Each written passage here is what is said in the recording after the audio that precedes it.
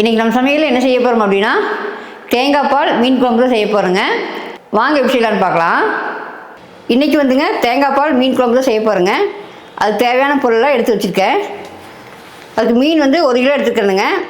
இதை வந்து ரெண்டு 3 டைம் வாஷ் பண்ணிவிட்டுங்க, உப்பு போட்டு வாஷ் பண்ணுங்க. வாஷ் பண்ணிவிட்டு எடுத்து வச்சுருக்கேன். இது வந்து பாறை மீனுங்க. உங்கள் சைடு வந்து எந்த மீன் கிடைக்குதோ அதை நீங்கள் வாங்கிக்கலாங்க. நெய் மீன், ஊளி இது மாதிரிலாம் போடலாம், ரொம்பவே நல்லாயிருக்கும். இது தேவையானது வெங்காயம், தக்காளி, பூண்டு இதெல்லாம் முக்கியமானதெல்லாம் கட் பண்ணி வச்சுக்கிறேங்க. நீ வாங்க செஞ்சிடலாம். இந்த மீன் குழம்புக்குங்க முதல்ல ஒரு பொடி வந்து தயார் பண்ணிடலாங்க. அதுக்கு வந்து அடுப்பு பற்ற வச்சுங்க. சின்ன வானொலி ஒன்று வச்சுருக்கேன் அடுப்பில். அதில் 2 டீஸ்பூன் அளவுக்கு வந்து சோம்பு போட்டுக்கலாங்க. அதை வறுத்துடலாங்க. லைட்டாக பொன்னிறமாக வறுத்துடலாம்.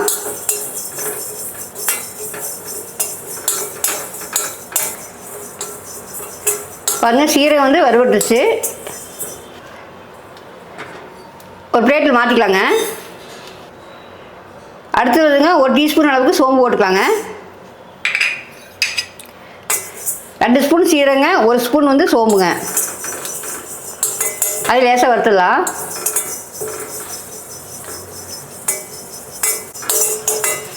சோம்பும் நல்லா செவந்துச்சுங்க, எடுத்துடலாம்.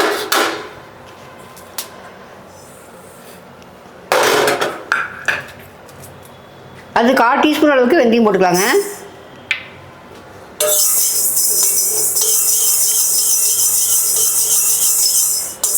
இது லைட்டாக செவக்கட்டுங்க.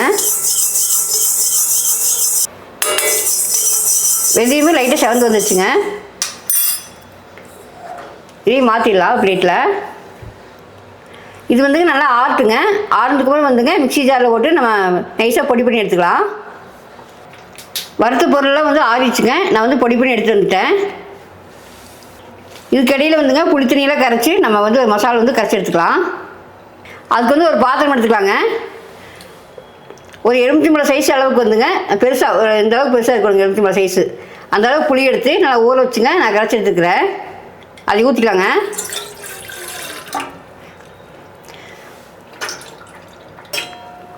நல்லா பெரிய எலுமிச்சம்பழம் சைஸ் அளவுக்குங்க புளி எடுத்து நல்லா ஊற வச்சு கரைச்சி நீங்கள் எடுத்துக்கோங்க. அப்போ தான் வந்து 1 கிலோ மீனுக்கு வந்து அளவாக இருக்குங்க புளிப்பு. இது கூட வந்துங்க 2 டீஸ்பூன் அளவுக்கு வந்துங்க கொத்தமல்லி தூள் போட்டுக்கலாங்க.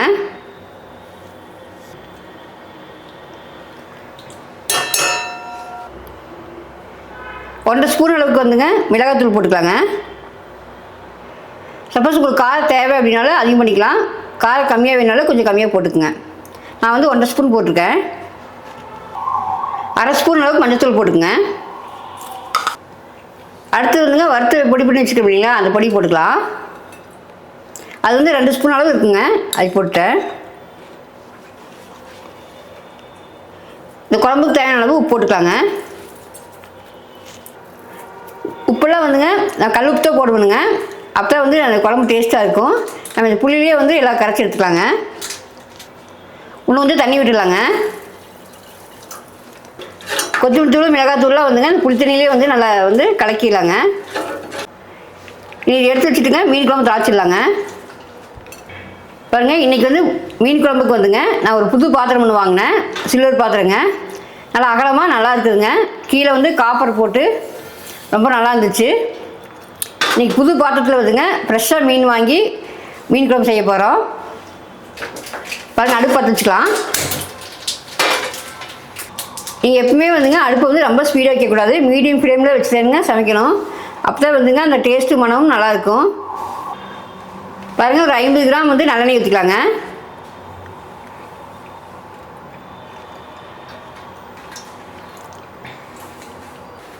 எண்ணெய் காஞ்சிச்சுங்க, கடுகு போட்டுக்கலாம்.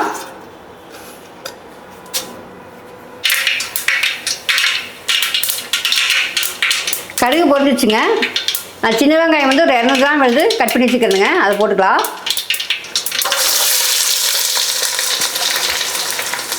மீன் குழம்புக்கு வந்துங்க சின்ன வெங்காயம் கொஞ்சம் நிறைய போட்டிங்கன்னா ரொம்பவே நல்லாயிருக்கும்.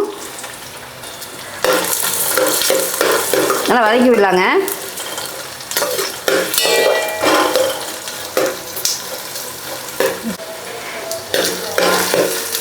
பாருங்கள், வெங்காயத்தை வந்து 2 நிமிஷம் வதக்கிட்டேன்.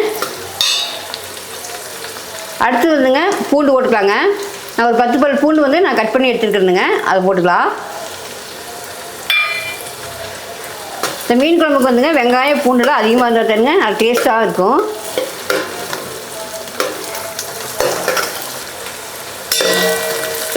பூண்டு வந்து 2 நிமிஷம் வதக்கிட்டுங்க. அதுக்கடுத்து வந்துங்க கருவேப்பிலை போட்டுக்கலாங்க. அது ஃப்ரெஷ்ஷான கருவேப்பிலை போடுங்க, அப்போ நல்லா மணமாக இருக்கும். இப்படி கிள்ளி போட்டாலும் நல்லா டேஸ்ட்டாக இருக்குங்க கருவேப்பிலை மணம். அதுக்கடுத்து வந்துங்க 4 பச்சை மிளகா போட்டுக்கலாங்க. மீன் குழம்புனாவே வந்துங்க அந்த பச்சை மிளகா போட்டால் தெரியுங்க, அந்த மணமும் டேஸ்ட்டும் நல்லா இருக்குங்க. 4 மிளகா போட்டிருக்கேன்.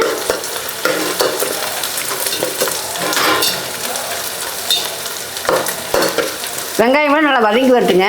நல்லா வதங்கினா தெரியுங்க ரொம்ப நல்லாயிருக்கும். வெங்காயம் வந்துங்க ஓரளவுக்கு நல்லா வதங்கி வந்துருச்சு. அதுக்கடுத்து வந்துங்க நான் தக்காளி எடுத்துக்கிறேனுங்க. 2 பெரிய சைஸ் தக்காளி எடுத்து குட்டி குட்டியாக கட் பண்ணி வச்சுருக்கேன், அதை போட்டுக்கலாங்க.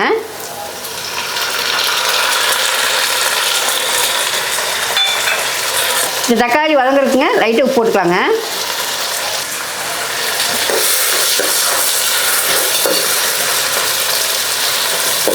தக்காளி வெங்காயங்க நல்லா வதங்கி நல்லா கிரேவி பதத்தளவுக்கு வந்துடணுங்க. நல்லா கிரேவி பதமாக வந்துடணும், அந்தளவுக்கு நம்ம வதக்கி எடுத்துக்கலாம். அப்போ வந்துங்க மீன் குழம்பு நல்லா டேஸ்ட்டாக இருக்குங்க. நம்ம எடுத்து சாப்பிட்றப்ப வந்து தனித்தனியாக இருக்காது.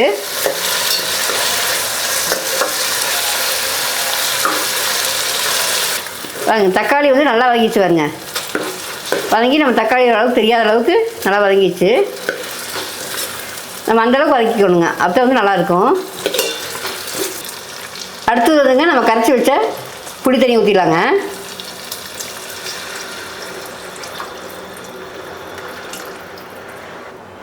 இதுலேயே வந்துங்க நம்ம குழம்புக்கு தேவையான அளவு தண்ணி ஊற்றிக்கலாங்க.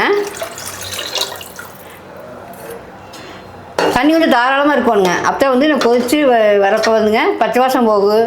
மீன் போடுறப்போ வந்துங்க நம்ம மீன் வந்து தண்ணி எடுத்துக்குங்க. அதனால் வந்து கொஞ்சம் தண்ணி வந்து தாராளமாக விட்டு கொதிக்க விடலாம். ஓரளவுக்கு தண்ணி ஊற்றி நல்லா கலக்கி விட்டுட்டேன். இப்போ இந்தளவுக்கு இருக்கணும் தண்ணி. நான் ஒரு 1-1.25 லிட்டர் அளவுக்கு தண்ணி ஊற்றிருப்பேனுங்க, அந்தளவு இருக்கும். பாருங்கள், தண்ணி ஊற்றி நல்லா கலக்கி விட்டுட்டேன். இப்போ இந்தளவுக்கு தண்ணி இருக்கணுங்க. தண்ணி வந்து ஒரு 1.5 லிட்டர் அளவுக்கு தண்ணி வச்சுருக்கணுங்க. இந்த சமயத்தில் வந்துங்க நீங்கள் உப்பு காரமெல்லாம் பார்த்துக்கலாங்க. சப்போஸ் எது பத்தலையோ அது வந்து கொஞ்சம் போட்டுக்கலாம். புளி வந்து கரெக்டாக இருக்குதுங்க. நான் பெரிய எலுமிச்சம்பழம் சைஸ் அளவுக்கு புளி வந்து கரைச்சி ஊற்றினேன், அது வந்து கரெக்டாக இருக்குது. இது நல்லா கொதி வரட்டுங்க. நல்லா கொதித்து ஓரளவுக்கு எண்ணெய் வந்து மேலே பிரிஞ்சு வரும் இல்லைங்களா, அந்த அளவுக்கு வந்து நம்ம கொதிக்க வச்சு எடுத்து இருக்கலாம். அந்தளவுக்கு வந்து கொதிக்க வச்சுக்கலாங்க. ஒரு தட்டு போட்டு மூடிடலாம். நல்லா கொதிச்சதுக்கப்புறம் வந்துங்க மீடியம் ஃப்ளேம்லேயே வச்சிடலாங்க. இடையில வந்து 2 தடவை வந்து கிளறி விடலாம். பாருங்க, குழம்பு வந்துங்க கொதிச்சிட்டு இருக்குதுங்க. அதுக்கு இடையில வந்துங்க 1/2 மூடி தேங்காய் வந்து துருவி மிக்சியில் போட்டுங்க. நான் பால் புழிஞ்சு வச்சுக்கிறேனுங்க. தேங்காய் பால் வந்து புழிஞ்சு வச்சுக்கிறேனுங்க. இது வந்து நம்ம கடைசியில் ஊற்றிக்கலாங்க. குழம்புக்கு வந்து வெந்து முடிச்சதுக்கப்புறம் கடைசியில் ஊற்றிக்கலாம். ஒரு 5 நிமிஷம் ஆச்சுங்க, திறந்து பார்க்கலாம். அழுங்காமல் திறக்கணுங்க, இல்லாட்டி கையில் பட்டுரும். பாருங்கள், ஓரளவுக்கு நல்லா வந்து கொதிச்சு ஓரளவுக்கு திக்னஸ் ஆகிடுச்சு. இன்னொரு 10 நிமிஷம் விடலாங்க கொதிக்கிட்டு. 20 நிமிஷம் ஆச்சுங்க, நம்ம திறந்து பார்க்கலாம். பாருங்கள், 20 நிமிஷம் கொதிச்சதில் வந்துங்க நல்லா எண்ணெயில் பிரிஞ்சு ஓரமெல்லாம் எண்ணெய் மிதக்குது பாருங்க. நம்ம இந்தளவுக்கு வந்து நம்ம கொதிக்க வச்சிடணுங்க. இந்த புளிப்பு எல்லாம் வந்துங்க பச்சை வாசமெல்லாம் போகுங்க. அந்த புளி மசாலெல்லாம் இருக்குது இல்லைங்களா, அதான் பச்சை வாசம் போகும். நம்ம அந்தளவுக்கு வந்து கொதிக்க வச்சிடணும். இனி வந்து மீன் போட்டுடலாங்க. கீழால் வந்துங்க தலையெல்லாம் போட்டுருங்க. மீனோட தலையெல்லாம் தலை வால் பகுதியில் போட்டிங்கன்னா நம்ம நல்லா வெந்துருங்க அடிக்க சூட்டுக்கு.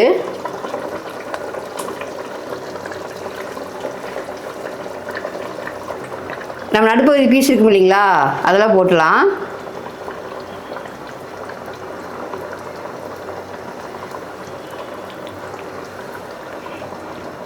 இப்படி ஓரமாக அடுக்கிட்டிங்கன்னா நல்லா ஒரே மாதிரி வந்து நல்லா வெந்துடுங்க. நம்ம எடுக்கிறதுக்கும் நல்லா ஈஸியாக இருக்கும்.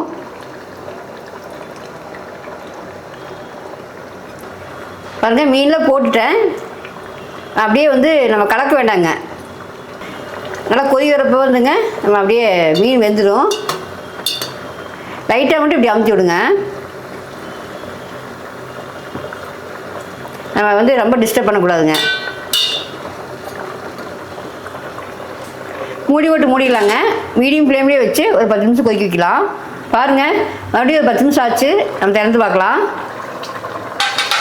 பாருங்கள், மீன்லாம் வந்து நல்லா வெந்துருச்சுங்க.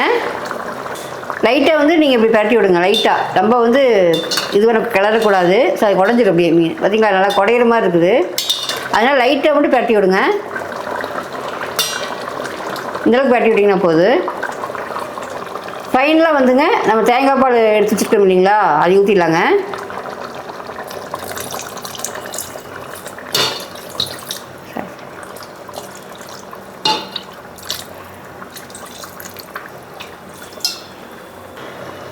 இப்போ லைட்டு இப்படி ஓரமாக ஊற்றி விடுங்க. இந்த தேங்காய் பால் ஊற்றுனதுக்கப்புறங்க ரொம்ப நேரம் கொதிக்கக்கூடாதுங்க. நல்லா கொதித்து ஒரு 5 நிமிஷம் விடுங்க. அந்தளவுக்கு போட்டு கொதிக்க வச்சா போதும். பாருங்க, திறந்து பார்க்கலாம். 5 நிமிஷம்லேருந்து 10 நிமிஷம் விடலாங்க. ரொம்ப நேரம் வந்து கொதிக்க வைக்கக்கூடாதுங்க தேங்காய் பால் ஊற்றினா. பாருங்கள், மீன் குழம்பு ரெடி ஆகிடுச்சு. நம்ம திறக்கிறப்பே செம மணமாக இருக்குதுங்க.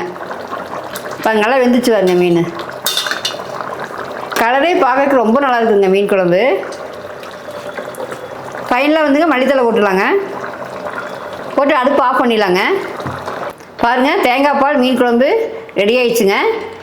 இந்த தேங்காய் பால் மீன் குழம்பு வந்துங்க ரொம்ப டேஸ்ட்டாக இருக்குங்க. நீங்கள் ஒரு முறை செஞ்சு பார்த்தீங்கன்னா மறுபடியும் வந்து திருப்பி நீங்கள் வந்து அதே மாதிரி தான் செய்வீங்க. அந்தளவுக்கு டேஸ்ட்டாக இருக்குது. இந்த மீன் குழம்பு வந்துங்க இப்போ வந்து செஞ்சுட்டு இல்லைங்களா, அது வந்து 1 மணி நேரம் 2 மணி நேரம் கழிச்சு சாப்பிட்டா தான் ரொம்ப டேஸ்ட்டாக இருக்குங்க. அப்போ மீனில் வந்து அந்த உப்பு காரமெல்லாம் பிடிச்சிங்க ரொம்ப நல்லாயிருக்கும். இந்த மீன் குழம்பு வந்துங்க சாப்பாட்டுக்கு மட்டும் இல்லாமல் இட்லி தோசைக்கு அதுக்கெல்லாம் ரொம்ப டேஸ்ட்டாக இருக்குங்க. நீங்களும் இதே முறையில் நான் என்னென்ன அளவுகளோடு போட்டனோ அதே அளவுகள் போட்டு செஞ்சு பாருங்க. ரொம்ப டேஸ்ட்டாக இருக்கும். நீங்களும் இதே முறையில் செஞ்சு பாருங்க. செஞ்சு பார்த்துட்டு எப்படி இருக்குன்னு சொல்லுங்கள். பிடிச்சினா ஸ்ரீதேவி சமையலுக்கு சப்ஸ்கிரைப் பண்ணுங்கள், லைக் பண்ணுங்கள், உங்கள் ஃப்ரெண்ட்ஸ்க்கெலாம் ஷேர் பண்ணி விடுங்க. மீண்டும் நல்ல ஒரு ரெசிபியோடு சந்திக்கிறேங்க.